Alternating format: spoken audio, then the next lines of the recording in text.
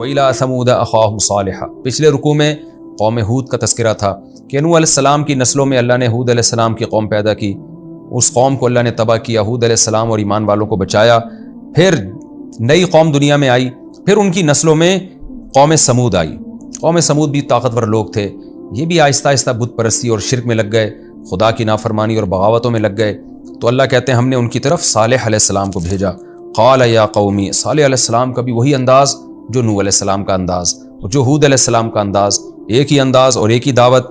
اعبدوا اللہ، اللہ کی غلامی کرو، اللہ جس چیز کو حلال کہہ رہا ہے اس کو حلال مانو، اللہ جس چیز کو حرام کہہ رہا ہے اس کو حرام مانو، اللہ کی نظر میں جو چیزیں الاؤڈ ہیں وہ اس کو الاؤ سمجھو، اور جو اللہ کی نظر میں ناجائز ہیں اس کو ناجائز سمجھو۔ آج بھی یہی مسئلہ ہو رہا ہے نا، حکومتوں کے قوانین کی وجہ سے تو لوگ کسی چیز کو لیگل اور اللیگل سمجھتے ہیں، اسلام سے نہیں پوچھتے، اللہ رسول سے نہیں پوچھتے کہ کیا جائز ہے کیا ناجائز ہے۔ ہر قانون کو ویلیو دی جا رہی ہے، خدا کے قانون کو ویلیو نہیں دی جا رہی۔ تو یہی پیغمبروں کی دعوت تھی، سب سے پہلے تو خدا ہے بھائی۔ قال یا قوم اعبدوا اللہ، اے میری قوم اللہ کی غلامی کرو، ما لکم من الہ غیرہ، اس کے علاوہ کوئی معبود نہیں ہے، اس کے آگے کسی کی نہیں چلے گی۔ هو انشاکم من الارض، کیوں بھائی اللہ کی کیوں مانیں؟ ہم تو ملکی قوانین کو اپنا باپ بنائیں گے، ہم تو دنیاوی قوموں کو اپنا باپ بنائیں گے، ہم تو ان کے پیچھے چلیں گے، ہم تو کلچر کے پیچھے چلیں گے۔ تو صالح علیہ السلام نے کیا جواب دیا؟ ہوا انشأکم من الارض، اس اللہ نے تمہیں زمین سے پیدا کیا ہے، اتنا بڑا اس کا احسان اور ایسی قدرت ہے، وہ خالق ہے تمہارا۔ تو سب سے پہلے خالق مخلوق کا رشتہ ہے۔ میں اکثر یہ کہتا ہوں نا، آج لبرل لوگ یہ نعرہ لگاتے ہیں کہ انسانیت کا رشتہ پہلے ہے، مذہب کا بعد میں ہے۔ اصل میں خوبصورت نعرہ ہے جس کے پیچھے بڑے زہریلے جذبات ہیں۔ ہونا یہ چاہیے کہ خالق مخلوق کا رشتہ پہلے ہے اور مخلوق کا آپس کا رشتہ بعد میں ہے، ہونا یہ چاہیے، یہ نعرہ لگانا چاہیے۔ تو اس نعرے کا جواب اس انداز میں دینا چاہیے۔ یہاں بھی یہی ہے، ہوا انشأکم من الارض، اس نے زمین سے تمہیں پیدا کیا، سب سے بڑا رشتہ تو اس کا ہے تمہارا۔ واستعمرکم فیہا، پیدا کر کے چھوڑ نہیں دیا بلکہ اس زمین میں تمہیں آباد کیا، وسائل دیے، اسباب دیے، جس سے آج زمین کو تم نے آباد کیا، تمہیں بھی زمین میں اس نے پھیلا دیا۔ فاستغفروہ، لہذا اس سے توبہ استغفار کرو۔ ہونا تو یہ چاہیے تھا، تم سے جو گناہ ہوا فوراً عذاب آ جاتا، لیکن اللہ نے مجھے بھیجا ہی اس لیے کہ تمہیں ایک مہلت ملے، اور جو تم میں ایمان لانا چاہتے ہیں لے آئیں تاکہ عذاب سے بچ جائیں، لہذا میں تمہیں دعوت دے رہا ہوں۔ فاستغفروہ، اب تک جو جرم ہو چکے اس پہ اللہ سے توبہ استغفار کرو۔ ثم توبوا الیہ، پھر اسی کی طرف متوجہ رہو، آئندہ زندگی اسی کے حکام کے مطابق گزارو۔ کیوں؟ ان ربی قریب، بے شک میرا رب قریب بھی ہے، مجیبن، تمہاری باتوں کا جواب بھی دے گا۔ اس کے غلام بن کے زندگی گزارو، جو مانگو گے وہ تمہیں ملے گا، اور وہ تمہارے قریب ہے، دور نہیں ہے تم سے۔ تو اتنی پیاری دعوت کا جواب کیا؟ قالوا یا صالح قد كنت فینا مرجوا قبل هذا، اے صالح تو اس دعوت سے پہلے تو بڑا، ہمیں تجھ سے بڑی امیدیں تھیں۔ یعنی بس جیسے بالکل یہی تانا آج بھی دیا جاتا ہے نا، آپ کے بچوں میں کوئی ذہین بچہ ہو جس کے بارے میں آپ کو یہ ہو کہ یہ خوب کمائے گا پیسے، نہ نماز کی پرواہ کرے گا نہ روزے کی پرواہ کرے گا، اور یہ ملک اور قوم کی ترقی کا ذریعہ بنے گا، بہترین سائنسدان بنے گا، بہترین افسر بنے گا، یہ خوب ملک کو معاشی ترقی دلائے گا اور ہمارے خاندان کی بھی برکتوں کا سبب بنے گا، اور وہ مولوی بن کے بیٹھ جائے اور وہ جناب اللہ رسول کی باتیں شروع کر دے، وہ ترقی کی راہ میں رکاوٹ نہیں ڈالے، نہ ترقی میں رکاوٹ بنے، نہ خود ترقی سے پیچھے ہٹے، لیکن وہ ساتھ ساتھ وہ ایک ہے بھائی میں اس ترقی کو مانتا ہوں جس میں اللہ رسول کی مخالفت نہ ہو، سب سے پہلے تو آخرت کی تیاری کرو، یہ باتیں شروع کر دے۔ تو سیم یہی تانا خاندان والے اور قوم والے اس کو دیں گے کہ یار ہم تو تم سے بڑی امیدیں لگا کے بیٹھے ہوئے تھے، تمہارے اندر تو بڑی قابلیت تھی، تمہاری صحت بڑی اچھی تھی، تمہارا دماغ بہت اچھا تھا، کیا تم مولویوں کے چکر میں پڑ گئے ہو، کیا تم اللہ رسول کی، یہ تو دقیانوس لوگوں کی باتیں ہیں۔ بالکل یہی انداز تھا جو آج ہمارا انداز ہے نا، وہی انداز صالح علیہ السلام کی قوم کا انداز تھا۔ صالح علیہ السلام کی قوم نے دیکھا، صالح علیہ السلام ہماری قوم کے ذہین ترین آدمی تھے اور ہماری قوم کے صحت مند آدمی تھے، اور پیغمبر ہمیشہ قوم میں اچھے خاندانوں میں پیدا ہوتے ہیں جن کی بڑی عزت ہوتی ہے۔ تو کیا مطلب، ان سے تو بڑی امیدیں تھیں، یہ ہماری قوم کے سردار بنتے، معاشی ترقی کا ذریعہ بنتے، بزنس میں بڑے اچھے آئیڈیا دیتے، جنگوں کے لیے بڑے اچھے آئیڈیا دیتے، ہم دوسری قوموں سے لڑ کے ان پہ بھی غالب آ جاتے، تجارتیں فروغ دیتی۔ تو اے صالح قد كنت فینا مرجوا قبل هذا، اس سے پہلے تو ہمیں تجھ سے بڑی بڑی امیدیں قائم تھیں، تو کیا باتیں تو نے شروع کر دی ہیں کہ بتوں کو چھوڑ دو، اللہ کی عبادت کرو، جس چیز کو اللہ حلال کہے اس کو حلال سمجھو، جس سے روکے اس سے رک جاؤ، یہ کس طرح کی تو نے باتیں شروع کر دی ہیں؟ اور پھر آگے اعتراض کرنے لگے، یہ تیری باتیں بھی کیسی عجیب ہیں، اتنہانا، کہ تو ہمیں روک رہا ہے، ان نعبد ما یعبد آباؤنا، کہ جن کی ہمارے باپ دادا اتباع کرتے تھے, عبادت کرتے تھے, ہم ان بتوں کو چھوڑ دیں. کیا مطلب تو ہمیں کلچر سے ہٹا رہا ہے. یہ خلاصہ اس کا یہی نکلے گا. جو ہمارا صدیوں سے کلچر چلا آ رہا ہے, ہماری ایک پرمپرا ہے, تو اس بیکار چیز میں لگ گیا معاذ اللہ ہمارے پیچھے. ان باتوں میں تو الجھ گیا کہ ہم باپ دادا کے کلچر کو چھوڑ دیں. یہ کیسے ہو سکتا ہے؟ وَإِنَّنَا لَفِي شَكٍّ مِّمَّا تَدْعُونَ إِلَيْهِ مُرِيبٍ. اور جس دعوت تو ہمیں جو دعوت دے رہا ہے نا, توحید کی دعوت اور اللہ رسول کی اطاعت کی دعوت, اس دعوت کے صحیح ہونے میں بھی ہمیں یقین نہیں ہے. یہ بھی ہم اس بارے میں بھی شک میں مبتلا ہیں. اصل میں یہ کہا جاتا ہے ایک تنزل کر کے نا کہ ہم یقین نہیں ہے. مقصد یہ ہوتا ہے کہ ہمیں اس کے غلط ہونے کا یقین ہے. لیکن بعض دفعہ انسان ایک تھوڑا سا مہذب انداز اختیار کر لیتا ہے کہ ہمیں تو کون سے تیری دعوت پہ ہمیں یقین ہے جو جس کی طرف تو ہمیں بلا رہا ہے. تو ہم تو بلکہ الٹا تجھے ملامت کر رہے ہیں کہ اچھا بھلا آدمی تھا اور کدھر بہک گیا ہے تو. کتنی پیاری صالح علیہ السلام کی دعوت تھی اور اس کا کیسا بیہودہ جواب دیا. صالح علیہ السلام نے جواب میں کہا کہ تم اگر مجھے یہ کہہ رہے ہو کہ ہمیں تجھ سے بڑی امیدیں تھیں, لہذا میں یہ دعوت اور تبلیغ چھوڑ دوں, تو تم اپنے خیال کے مطابق تو تم گویا مجھے فائدہ پہنچانے کے لیے کہہ رہے ہو, لیکن حقیقت میں تم میرا بیڑا غرق کر رہے ہو. تم مجھے کیسے مشورے دے رہے ہو؟ یا قومی بتاؤ تو صحیح, ارأیتم ان کنت علی بینۃ من ربی. تم بتاؤ تو صحیح اگر میں اپنے رب کی طرف سے واضح دلیل پر ہوں, یعنی میرے پاس رب کی طرف سے واضح دلیل ہے کہ یہ شرک غلط چیز ہے, توحید صحیح راستہ ہے, اور اللہ رسول کی مان کے چلنا ہے, جس نے تمہیں پیدا کیا ہے جس اللہ نے, اس کی مان کے چلنا ہے. تو بتاؤ اگر میں اتنے واضح دلائل پر ہوں, وآتانی منہ رحمتن, اور پھر اللہ نے مجھ پر ایک اضافی رحمت بھی دے دی, مجھے پیغمبر بھی بنا دیا, تو پھر بتاؤ فمن ینصرنی من اللہ ان عصیتہ. اس کے بعد بھی اگر میں تمہاری مانوں اور اللہ کی نافرمانی کروں تو مجھے اللہ کے عذاب سے کون بچائے گا؟ فما تزیدوننی غیر تقصیر. تم اضافہ نہیں کر رہے مگر خسارے میں. اپنے دعویٰ تم یہ کر رہے ہو کہ میں تبلیغ چھوڑ دوں اور جو تمہیں مجھ سے امیدیں تھیں میں وہ امیدیں پوری کر کے دکھا دوں, قوم کو ترقی کی راہ پہ ڈال دوں, لیکن حقیقت یہ کہ تم میرا بیڑا غرق کر دو گے اس طرح کے مشورے دے کے, یعنی تم یہ بیڑا غرق کرنا چاہ رہے ہو.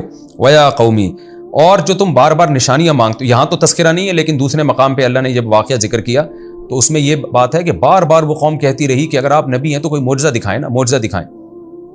تو جب بہت زیادہ ہو گیا تو پھر صالح علیہ السلام نے کہا کیا معجزہ مانگتے ہو؟ انہوں نے بیہودہ ایسے ہی بیٹھے بیٹھے کہہ دیا جیسے بیہودہ بات ہوتی ہے نا کہ اس پہاڑ سے اونٹنی نکال دو. ایک منہ میں نہیں جو کچھ بھی آ جائے, آدمی مطالبہ کرتے ہوئے بھی سوچتا ہے نا میں کیا کہہ رہا ہوں. انہوں نے کہہ دیا بس پہاڑ سے آپ اونٹنی نکال دیں. تو اللہ نے کہا کہ ٹھیک ہے میں اونٹنی نکال دیتا ہوں. تو لیکن اتنا بڑا معجزہ جب اپنی آنکھوں سے دیکھیں گے نا تو وہ اونٹنی چونکہ اللہ کی خاص قدرت سے پیدا ہوئی ہے, وہ پیغمبر کے برحق ہونے کی ایک دلیل ہے, توحید کے صحیح ہونے کی ایک دلیل ہے. تو جب اللہ اتنی بڑی واضح نشانی دکھا دیتا ہے تو پھر مہلت نہیں دیتا. ابھی تو مہلت ہے, پیغمبر کے نبی ہونے میں غور کر سکتے ہو, اس کے بعد مہلت نہیں ملے گی. پھر اس اونٹنی کے کچھ آداب بھی ہیں. وہ آداب یہ ہیں کہ جب یہ چرے گی تو بھرپور طریقے سے پیٹ بھرے گی, تمہارے جانور اس دن بھوکے رہ جائیں گے. اس کے باوجود تمہیں اس اونٹنی کو چھیڑنے کی اجازت نہیں ہے, تمہیں وہ غم برداشت کرنا ہے. جس دن اس اونٹنی کی باری ہوگی کوئی گھاس نہیں, کوئی جانور گھاس نہیں کھائے گا. پھر جس دن یہ اونٹنی پانی پیے گی تو اس کی پانی کا دن متعین ہے, اس دن کوئی تمہارا جانور پانی پینے کے لیے نہیں آئے گا. وہ اونٹنی بھر بھر کے پانی پیتی تھی, پانی کم ہو جاتا تھا. یہ تو اللہ کی طرف سے آزمائش تھی نا کہ معجزہ چاہتے تھے نا تو ہم نے دکھا دیا نا, اب تو اب برداشت کرو. تو اب اگر برداشت نہیں کیا تو فوراً عذاب آئے گا. تو یہ اللہ کی عادت ہے. قرآن میں دوسرے مقام پر بھی ہے وما نرسل بالآیات الا کذب بها الاولون. قرآن میں آتا ہے کہ ہم آیتیں جب بھی بھیجتے ہیں نا تو معجزے جب بڑے بڑے دکھا دیتے ہیں تو قومیں جھٹلا دیتی ہیں. وما منعنا ان نرسل بالآیات, ہمیں معجزے دکھانے سے روکا ہے اس چیز نے کہ ہم جب بھی معجزہ دکھاتے ہیں تو پھر ہم مہلت نہیں دیتے قوم کو, پھر فوراً عذاب دیتے ہیں. ابھی مہلت ملی ہوئی ہے, ابھی سوچنے کا ٹائم ہے تمہارے پاس. کوئی بہت بڑی نشانی دکھا دی پھر سوچنے کا ٹائم نہیں ہوگا. اس کی مثال ایسے جیسے حدیث میں آتا ہے کہ سورج جب مغرب سے نکلے گا نا, نبی صلی اللہ علیہ وسلم نے فرمایا, قرآن میں بھی آتا ہے کہ اللہ بڑی نشانیاں دکھائے گا. تو ان نشانیوں میں حدیث میں آتا ہے, صحیح حدیث ہے کہ مغرب سے سورج نکلے گا. ایک وقت ایسا آئے گا کہ سورج مغرب سے نکلے گا اور اوپر تک جا کے دوبارہ مغرب میں غروب ہو جائے گا. تو یہ کیونکہ حدیث میں یہ پیش گوئی ہے, جب یہ دنیا میں پیش گوئی ظاہر ہوگی تو قرآن کہتا ہے اس معجزے کے ظاہر ہونے کے بعد پھر کوئی بھی شخص جو ایمان لے کر آئے گا اس کا ایمان اللہ قبول نہیں کریں گے, اور جو مسلمان گناہوں سے توبہ کرے گا اللہ اس مسلمان کی توبہ بھی قبول نہیں کرے گا. یہ قرآن میں اللہ نے لکھا ہوا ہے کہ جب کوئی ایک بڑی نشانی ظاہر ہو جائے گی نا تو پھر نہ گناہگار کی توبہ اللہ قبول کریں گے اور نہ کافر کا ایمان اللہ قبول کریں گے. وجہ کیا ہے کہ تم نے اپنی آنکھوں سے اسلام کا برحق ہونا اب تو دیکھ لیا نا, غور و فکر کا تو اب راستہ ہی بند ہو گیا, اب تو دیکھ لیا اپنی آنکھوں سے. تو حدیث میں آتا ہے کہ قرآن کی جو یہ آیت ہے کہ جب بڑی نشانی دیکھ لیں گے تو ایمان قبول نہیں ہوگا, اس سے مراد کیا ہے حدیث سے پتہ چلتا ہے کہ سورج مغرب سے نکلے گا۔ تو یہی ہوا کہ اونٹنی اللہ نے پہاڑ سے نکال دی۔ تو پھر صالح علیہ السلام نے کیا کہا، وَيَا قَوْمِ هَٰذِهِ نَاقَةُ اللَّهِ، یہ اللہ کی اونٹنی ہے، لَكُمْ آیَةً، تمہارے لیے ایک نشانی ہے، فَذَرُوهَا، اسے اپنے حال پہ چھوڑ دو، تَأْكُلْ فِي أَرْضِ اللَّهِ، یہ اللہ کی زمین میں کھائے پیے، وَلَا تَمَسُّوهَا بِسُوءٍ، اور اب اسے تم نے برائی کے ساتھ نہیں چھونا، اس کو مارنا نہیں ہے، تم نے قتل نہیں کرنا، فَيَأْخُذَكُمْ عَذَابٌ أَلِيمٌ، قریب، بہت قریبی عذاب آ جائے گا۔ پھر تو یقینی بات ہے کہ عذاب فوراً آئے گا تمہارے اوپر۔ قوم بدبخت، کچھ دن تو انہوں نے صبر کیا، تھوڑا ڈرتے بھی تھے، لیکن دوسرے مقام پہ قرآن میں آتا ہے کچھ بدبخت لوگ کھڑے ہوئے اور انہوں نے کہا کہ بھئی اگر ہم میں سے کوئی ایک شخص قتل کرے گا تو بعد میں کچھ مسئلہ ہوا تو اس قوم پہ پھر بات آئے گی نا، تو ایسا کریں ہر قوم میں سے ایک ایک فرد جمع ہو، اور جو خاص خاص شرارتی لوگ ہیں وہ جمع ہو کر مل کر اس اونٹنی کو ہلاک کر دیں تاکہ کسی ایک مخصوص قوم پہ الزام نہ آئے۔ تو فَعَقَرُوهَا وَكَانَ فِي الْمَدِينَةِ 9 رَهْطٍ، قرآن میں آتے ہیں 9 فرد جو بڑے بدماش تھے قوموں کے وہ کھڑے ہوئے، انہوں نے یہ کام کیا۔ فَعَقَرُوهَا، اونٹنی کی ٹانگیں کاٹ ڈالیں۔ فَقَالَ، جب اونٹنی کو قتل کر دیا صالح علیہ السلام نے دیکھا کہ یہ تو بہت ہی بدبخت ہو گئے ہیں، تو صالح علیہ السلام نے اللہ کے حکم پہ ان کو کیا کہا، تَمَتَّعُوا فِي دَارِكُمْ 3 أَيَّامٍ، مزے اڑاؤ اپنے گھروں میں 3 دن تک تم مزے اڑاؤ۔ ذَلِكَ وَعْدٌ غَيْرُ مَكْذُوبٍ، یہ ایک ایسا وعدہ ہے جس میں جھوٹ نہیں ہے، ظاہر اللہ کا وعدہ ہے، 100% سچا وعدہ ہے۔ تو 3 دن تک اللہ نے مہلت دی۔ اس میں کیا حکمت تھی؟ 2 حکمتیں ہو سکتی ہیں۔ ایک تو یہ کہ جب اللہ کسی کو عذاب دینا چاہتا ہے نا تو ہمیں قرآن و سنت سے پتہ چلتا ہے اللہ اس سے پہلے اس کو دنیا میں مزے اڑانے دیتے ہیں تاکہ حجت تمام ہو جائے کہ تھوڑے دن رہ گئے اب تھوڑا مزے اڑا لو۔ تو اللہ نے 3 دن اس لیے مہلت دی کہ ذرا رج کے دنیا کے مزے اڑا لو، کیونکہ اب اس کے بعد تمہیں زندگی میں قیامت تک، بلکہ قیامت کے بعد بھی کبھی بھی لطف اور مزہ جو ہے نا وہ تمہارے قریب سے بھی نہیں گزرے گا۔ اور یہ بھی حکمت ہو سکتی ہے کہ تاکہ صالح علیہ السلام جو بھی لوگ ایمان لے کر آئے ہیں نا ان تمام لوگوں کو پورے ملک میں، پورے شہر میں جا کے اکٹھا کر کے کوئی محفوظ ٹھکانے کی طرف منتقل کر سکیں تاکہ وہ لوگ عذاب سے بچ جائیں۔ تو اس کے لیے بھی ہو سکتا ہے اللہ نے 3 دن کی مہلت دی ہو۔ فلما جاء امرنا، بس جب ہمارا حکم آیا، نجینا صالحا، ہم نے صالح کو نجات دی، والذین آمنوا معه برحمت منا، اپنی رحمت سے ہم نے ایمان والوں کو بھی نجات دی، ومن خزی یومئذ، اور اس دن کی ذلت سے بھی ہم نے انہیں بچا لیا۔ ان ربک هو القوی العزیز، واقعی تیرا رب بڑا طاقتور اور غالب ہے۔ واخذ الذین ظلموا الصیحہ، اور ظالموں کو ایک زوردار آواز نے پکڑ لیا۔ قرآن میں دوسرے مقام پر آتا ہے کہ زلزلہ آیا، تو یہاں ہے زوردار آواز۔ تو علماء نے تطبیق دی ہے کہ حضرت جبریل یا حضرت اسرافیل یا کوئی بھی فرشتے نے زور سے آواز ماری، اس آواز کی وجہ سے زمین پہ زلزلہ آیا اور پوری قوم تباہ ہو گئی۔ فاصبحوا فی دیارہم جاثمین، اور اپنے گھروں میں اوندھے پڑے ہوئے تھے۔ کأن لم یغنوا فیہا، گویا کہ کبھی اس بستی میں رہے ہی نہ ہوں۔ الا، اللہ نے اس رکوع کو بھی اسی انداز میں ختم کیا کہ دیکھو خبردار سنو، ان ثمود کفروا ربہم، قوم سمود نے بھی رب کی نافرمانی کی ہے، تو نافرمان قوم بچتی نہیں ہے۔ الا بعدا لثمود، خبردار سنو قوم سمود پر بھی اللہ کی لعنت۔ تو یہ ہمارا رکوع الحمدللہ کمپلیٹ ہوا۔ اللہ ہمیں عبرت عطا فرمائے۔ میں تو جب یہ رکوع پڑھتا ہوں، یہ آیتیں پڑھتا ہوں، سناتا ہوں، تو حقیقت یہ ہے کہ مجھے خود بہت خوف پیدا ہوتا ہے کہ ہم پتہ نہیں کہاں کھڑے ہوئے۔ ہم دوسروں کے بارے میں سوچ رہے ہوتے ہیں کہ وہ اللہ کا نافرمان، وہ نافرمان۔ ہمیں اپنے گریبان میں ان آیتوں کو سن کے اور پڑھ کے سوچنا چاہیے کہ ہم پر بھی تو اللہ نے حجت تمام کر دی ہے، ہم کہاں کھڑے ہوئے ہیں۔ ہمیں بھی توبہ استغفار میں جلدی کرنی چاہیے اور ان آیتوں سے ہم سب کو عبرت حاصل کرنی چاہیے۔